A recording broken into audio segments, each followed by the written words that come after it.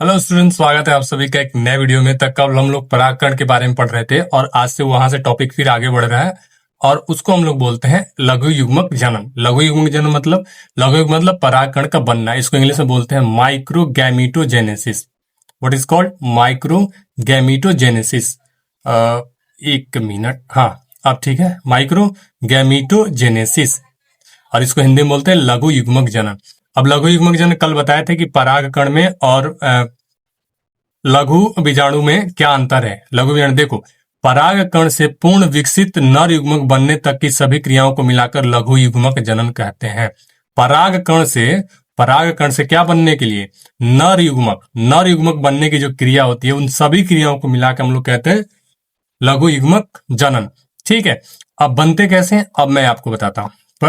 परागकण वर्तिकाग्र पर पहुंचने के बाद इसका केंद्रक में समसूत्री विभाजन होता है, जिसके फलस्वरूप दो असमान कोशिकाएं बनती है। जैसे यहाँ पे ये मान चलो स्टिग्मा है, स्टिग्मा पे क्या हुआ, एक परागकण गिरा। अब परागकण गिरने के बाद मान चलो यहाँ पे हम डबल करके बना रहे हैं इसको, तो ये जो कोशिका है, जो परागकण है, ये डिवाइड होगा दो कोशिकाओं में। एक बड़ा कोशिका बनेगा और एक छोटा कोशिका बनेगा। दो असमान कोशिकाओं में क्या होता है, विभाजित होता है। दो असमान कोशिकाएं क्या होती है, बनती है। अब दो असमान कोशिकाएं क्यों बनती है, ये चीज ध्यान रखिएगा क्यों बनती है। आगे बताता हूं। जो बड़ी कोशिका होती है, बड़ी कोशिका उसको बोलते हैं कायिक कोशिका। जो बड़ी कोशिका होती है उसको क्या बोलते हैं, कायिक कोशिका। इंग्लिश में बोलते हैं वेजिटेटिव सेल। इंग्लिश में क्या बोलते हैं, वेजिटेटिव सेल। जो दो कोशिका बनी है ना, जिसमें जो बड़ी कोशिका है उसको हम लोग कहेंगे कायिक कोशिका, और जो छोटी कोशिका है उसको हम लोग बोलेंगे जनन कोशिका। छोटी कोशिका को क्या हम लोग बोलते हैं, जनन कोशिका, और इंग्लिश में बोलते हैं जेनरेटिव सेल। एक चीज समझो, जो बड़ी कोशिका है उसको हम लोग बोलते हैं कायिक कोशिका, और जो छोटी कोशिका है उसको हम लोग क्या बोलते हैं, जेनरेटिव सेल या फिर जनन कोशिका। यहाँ पे मैं लिख दे रहा हूं, ये है कायिक और ये क्या है, जनन कोशिका। ये चीज याद रखना। अब देखो, जो जनन कोशिका होती है जीव द्रव्य में तैरती रहती है। जनन कोशिका किसमें होती है, जीव द्रव्य में तैरती रहती है, जो एक तर्कु के रूप में होती है, स्पिंडल के रूप में क्या होती है, हमेशा क्या होती है, तैरती रहती है। तो जब भी परागकण डिवाइड होगा, दो कोशिका बनाएगा। दो कोशिका में बड़ी कोशिका को बोलते हैं कायिक कोशिका, छोटी कोशिका को बोलते हैं जनन कोशिका। अब देखो, कायिक कोशिका पुनः विभाजित नहीं होती, कायिक कोशिका पुनः विभाजित नहीं होती है, परंतु जनन कोशिका परागण के पूर्व या बाद में विभाजित होता है। जब यहाँ पे दो गो सेल बना है, एक छोटा एक बड़ा, तो जो बड़ा सेल है वो तो डिवाइड नहीं करेगा, लेकिन जो छोटा सेल है वो बाद में फिर से डिवाइड करेगा दो गो बनाने के लिए। अब ये कब होगा, तो परागण के पूर्व हो यानी पहले हो, या फिर बाद में हो, लेकिन होगा जरूर। अब जब परागकण के अंदर केवल कायिक कोशिका और जनन कोशिका होती है, तो इस प्रकार के परागण को द्विकोशिकीय परागकण कहते हैं। द्विकोशिकीय परागकण कहते हैं। 60% से अधिक जो एंजियोस्पर्म्स होते हैं, एंजियोस्पर्म होते हैं, उनके परागकण द्विकोशिकीय रूप में ही क्या होते हैं, स्फुरित होते हैं। स्फुरित मतलब फूट के उड़ते हैं। जो मान के चलो कि यहाँ पे पूरा का पूरा परागकण है। अब परागकण के अंदर एक बड़ा सेल बनेगा और एक क्या होगा, एक छोटा सेल बनेगा, और ये दो सेल वाला द्विकोशिकीय हो गया। क्या हो गया, द्विकोशिकीय परागकण। और इसी स्टेज में क्या होगा, ये पराग कोश में से निकल के क्या होते हैं, बाहर उड़ते हैं। इस सेल में 60% से ज्यादा एंजियोस्पर्म में जो परागकण है द्विकोशिकीय होते हैं। ये इतना परागकण के बारे में बहुत पढ़ लिया। अब थोड़ा सा इनके एलर्जी के बारे में पढ़ते हैं। परागकण एलर्जी के बारे में, परागकण क्या, देखो कुछ पौधों के परागकण होते हैं ना, इंसानों में गंभीर एलर्जी पैदा करते हैं। गंभीर एलर्जी पैदा मतलब जैसे छींक आना, बार बार त्वचा का लाल हो जाना, या फिर बार बार क्या सांस लेने में तकलीफ होना। और इनको देखो, कुछ पौधों के परागकण कुछ लोगों में गंभीर एलर्जी पैदा करते हैं, और इनको कहा जाता है हे फीवर। जो गंभीर एलर्जी जो पैदा करते हैं उनको कहा जाता है हे फीवर। वो जो एलर्जी का नाम है हे फीवर, कुछ लोगों में होता है, सब में नहीं होता, लेकिन कुछ कुछ लोगों में ये देखने को मिलता है। परागकण से एलर्जी होता है। और उसमें मेन कौन कौन पार्ट एग्जाम्पल में है, कौन कौन ये एलर्जी पैदा करते हैं। पहला तो नंबर 1 पे है गाजर घास। इसको इंग्लिश में बोलते हैं पार्थेनियम। Parthenium hysterophorus. ठीक है, जो गाजर घास है उसके जो परागकण होते हैं बहुत खतरनाक एलर्जी पैदा करने वाले होते हैं। दूसरा जो है पार्थेनियम है। तीसरा दूब घास है। दूब घास हम लोग जनरली गांव में भी देख सकते हैं, दूब घास। चौथा है क्या, जई है, गेहूं है, अमरबेल है, और भी कुछ बड़े बड़े प्लांट्स भी है जिनके क्या होते हैं, परागकण एलर्जी पैदा कर सकते हैं। बड़े वृक्षों में कौन कौन होते हैं, वृक्षों में, बड़े वृक्षों में है देवदार, यूकेलिप्टस है, ये सब के भी परागकण क्या होते हैं, ये एलर्जी पैदा करते हैं इंसानों के अंदर।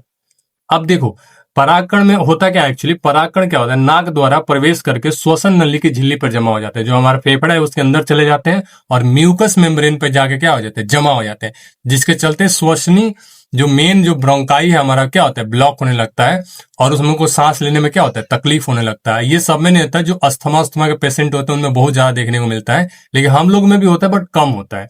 तो ये एलर्जी के कारक होते हैं परागकण, जो बहुत ज्यादा अगर नाक के थ्रू चले जाएं तो क्या होगा, एलर्जी इंसानों में क्या करेंगे, उत्पन्न करेंगे। अब देखो पार्थेनियम अपने यहाँ का तो है नहीं, पार्थेनियम एक्चुअली क्या है, पार्थेनियम जो होता है, पार्थेनियम हेस्टेरोफोरस, ये इसका नाम है, एक्चुअली हम लोग बोलते हैं गाजर घास। ये गेहूं के साथ उगता है, बहुत हाईली और बहुत तेजी के साथ भी बढ़ता है, तो ये बहुत खतरनाक घास है। ये अमेरिका से लाए गए गेहूं के साथ भारत में आया था, अमेरिका से लाए गई भारत के गेहूं के साथ आया था। अब ये भारत के लिए क्या एक चुनौती बन गया, मतलब ये कितना भी दवाई छिड़क लो ये जाने वाला भारत में से नहीं है। तो पार्थेनियम कहाँ से, अपने देश का प्लांट नहीं है, पार्थेनियम आया था अमेरिका से। जब गेहूं आया गया था तो ये जनरली गेहूं में उगता है, तो जब वहां से गेहूं आया तो गेहूं के साथ भी एक बीज आ गया था और वहीं से क्या होगा, इंडिया में भी ये पूरी तरह से फैल गया चारों तरफ से। ठीक, तो ये पार्थेनियम याद रखिएगा कहाँ से आया था, अमेरिका से आया था। अमेरिका से जो गेहूं आया था उसी के साथ में आया था, और इसके जो परागकण होते हैं गंभीर एलर्जी पैदा करते हैं। आगे बढ़ते हैं, परागकण आहार, पॉलन, सॉरी पॉलन,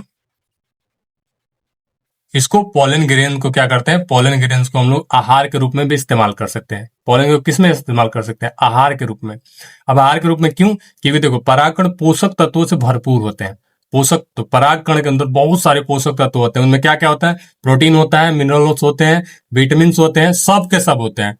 तो इसीलिए क्या होता है कि परागकणों को आहार के रूप में भी इस्तेमाल किया जा सकता है। परागकणों को ये सारे प्रोटीन, विटामिन, मिनरल्स होते हैं, तो इसीलिए इनका उपयोग किया जाता है टैबलेट के रूप में भी। अब इनको टैबलेट या सिरप के रूप में इस्तेमाल किया जा सकता है, टैबलेट या सिरप के रूप में मनुष्य तथा घरेलू जानवर जैसे घोड़ा को दिया जाता है, जो क्या करते हैं, उनकी कार्य क्षमता को बढ़ाते हैं। परागकण में बहुत सारे मिनरल्स होते हैं जिससे खाने से हमारे शरीर को क्या होती है, ताकत मिलती है। लेकिन ये सब कोई नहीं लेता है सप्लीमेंट, क्योंकि बहुत लोगों को इससे एलर्जी होता है। तो कुछ जो एथलीट होते हैं, जो दौड़ने वाले धावक होते हैं या फिर खिलाड़ी होते हैं, उनको उनको दिया जाता है, या फिर दौड़ने वाले जो घोड़े होते हैं, रेस वाला जो घोड़ा आता है उसको दिया जाता है, ताकि उसका स्टेमिना बढ़ सके और उसके अंदर बहुत ज्यादा एनर्जी आ सके। तो परागकण को पोषक तत्वों से भरपूर होने के चलते इनको आहार के रूप में भी क्या किया जाता है, इस्तेमाल किया जाता है। परागकणों की जीवन क्षमता कितनी होती है और उसका भंडारण हम लोग कैसे करते हैं। जीवन क्षमता मतलब लाइफ स्पैन, कितना दिन तक जिंदा रहते हैं। ठीक है, तो पराग जीवन क्षमता परागकणों की वह क्षमता है जिसके द्वारा वह नर युग्मक को भ्रूण कोष तक क्या होता है, पहुंचाता है। अब परागकण बहुत ही अल्पजीवी होते हैं, कुछ पौधों में अल्पजीवी मतलब कुछ समय तक ही जिंदा रहने वाले होते हैं, जैसे गेहूं, बाजरा, धान, इस सब के पौधे के जो परागकण है उनकी जीवन अवधि कितनी मिनट की होती है, सिर्फ और सिर्फ 30 मिनट की। गेहूं, धान, बाजरा, ये सब जो है इनके परागकण कितने मिनट तक जिंदा रह सकते हैं, सिर्फ और सिर्फ 30 मिनट तक, उससे ज्यादा जिंदा नहीं रहते हैं। अब सूर्यमुखी के जो पौधे होते हैं, सूर्यमुखी फैमिली के जो भी प्लांट है, उनके अंदर जो परागकण होते हैं वो 3 घंटा तक जीवित रहते हैं। जैसे एस्टेरेसी फैमिली जो है उसके जो परागकण होंगे वो 3 घंटा तक क्या होता है, जीवित रह सकता है। गेहूं, बाजरा, धान के सिर्फ और सिर्फ 30 मिनट तक। और सोलानेसी, लेगुमिनी और ब्रासिकेसी जो फैमिली के प्लांट हैं उनके अंदर कितना जीवन क्षमता होता है, 1 से लेकर 3 महीना तक, वो 1 से 3 महीना तक जिंदा रह सकते हैं उनके परागकण। अब आर्टिफिशियली हम लोग स्टोर करके भी रख सकते हैं परागकणों को। तो परागकणों को अगर स्टोर करना होता है, ये बहुत इंपॉर्टेंट टॉपिक है, स्टार लगा लो इस पे। परागकणों को द्रव नाइट्रोजन में भंडारण किया जाता है, जिनका तापमान -196 डिग्री क्या होता है, सेंटीग्रेड पे रखा जाता है। द्रव नाइट्रोजन माने लिक्विड नाइट्रोजन में डुबा के रखा जाता है परागकणों को, और कितना टेम्परेचर पे, -196 डिग्री टेम्परेचर पे इसको क्या किया जाता है, स्टोर किया जाता है आर्टिफिशियल तरीके से। अब स्त्रीकेसर पढ़ते हैं। पुंकेसर पूरा खत्म हो गया, पुंकेसर यहां तक था पूरा। पुंकेसर के अंदर परागकण सारे पढ़ने के बाद आते हैं हम लोग स्त्रीकेसर पे। स्त्रीकेसर को इंग्लिश में बोलते हैं पिस्टिल। अब एक स्त्रीकेसर कैसे दिखता है उसको यहाँ पे हम लोग बनाते हैं थोड़ा सा पहले, उसके बाद आएगा डिस्कशन हम लोग करेंगे। सबसे पहले एक लंबा सा पार्ट होता है, फिर नीचे में क्या होता है, फूला वाला, इस तरह से फूला जैसा इस तरह से पार्ट होता है, और उसके ऊपर इस तरीके से आने के बाद ऊपर वाले भाग में इस तरीके से देखने को मिलता है, एक घुंडी जैसा रचना एक देखने को मिलती है, ऐसे ऐसे। ठीक, तो ये जो नीचे वाला जो फूला हुआ पार्ट हमको दिख रहा है ये है ओवरी। ये क्या है, इसको बोलते हैं ओवरी या हिंदी में बोलते हैं अंडाशय। जो लंबा ये जो पार्ट है इसको हम लोग बोलते हैं वर्तिका, या इंग्लिश में हम लोग क्या बोलते हैं इसको स्टाइल। और जो ऊपर वाला ये घुंडी जैसा रचना है इसको हम लोग बोलते हैं स्टिग्मा। तो ये क्या है, स्टिग्मा है, और ये जो है स्टाइल है, और ये जो है क्या है, ये है ओवरी। अब देखो क्या होता है, जो परागकण आके गिरते हैं ना, जो परागकण आते हैं वो इसी स्टिग्मा के ऊपर क्या होते हैं, आके गिरते हैं यहाँ पे, इसी स्टिग्मा के ऊपर आके क्या होते हैं, गिरते हैं। तो एक गाइनोशियम का, स्त्रीकेसर का जो भाग है, ये 3 भाग होते हैं, वर्तिकाग्र, वर्तिका, और सबसे नीचे क्या होते हैं, अंडाशय। समझ आया। अब आते हैं, जयांग के नीचे फूला हुआ भाग अंडाशय कहलाता है। जयांग के नीचे फूला वाला भाग क्या कहता है, अंडाशय। ये ओवरी, जो फूला वाला भाग है उसको बोलते हैं ओवरी, अंडाशय। ठीक है, इससे जुड़ी एक पतली नलिका जैसी रचना होती है जिसे वर्तिका कहते हैं, वर्तिका। इसके ऊपर जो नली जा रही है, ये जो लंबी सी नली यहाँ पे दिखाई दे रही है, उसको हम लोग बोलते हैं वर्तिका या स्टाइल। और सबसे ऊपर जो मुंडी जैसी रचना होती है, मतलब उसको हम लोग बोलते हैं वर्तिकाग्र। तो एक जयांग में कितने भाग होते हैं, जयांग में कितने भाग होते हैं, जयांग में 3 भाग होते हैं। पहला है अंडाशय, दूसरा है वर्तिका, और तीसरा है वर्तिकाग्र। ये चीज याद रखिएगा। अब देखो, जब जयांग एक स्त्रीकेसर का बना होता है तो उसे एक अंडपी कहा जाता है, एक अंडपी, मोनोकार्पलरी। जब जयांग क्या हो, एक स्त्रीकेसर का बना हो। अब एक फूल में ना बहुत सारे स्त्रीकेसर हो सकते हैं, एक भी हो सकता है, ज्यादा भी हो सकता है। तो जब एक से बना है तो उसको हम लोग बोलते हैं एक अंडपी। और जब एक से अधिक का बना हो तो उसको कहते हैं बहुअंडपी, बहुअंडपी। और इंग्लिश बोलते हैं इसको मल्टी कार्पलरी। इसको इंग्लिश में क्या कहते हैं, मल्टी कार्पलरी। जब जयांग एक से अधिक हो तो अंडप होते हैं। तब यह 2 प्रकार से हो सकते हैं। जब देखो, बहुअंडपी 2 तरह से होते हैं। एक तो होता है युक्तांडपी, सिनकार्पस, युक्तांडपी। इस प्रकार के जयांग में अंडप एक दूसरे से जुड़े होते हैं।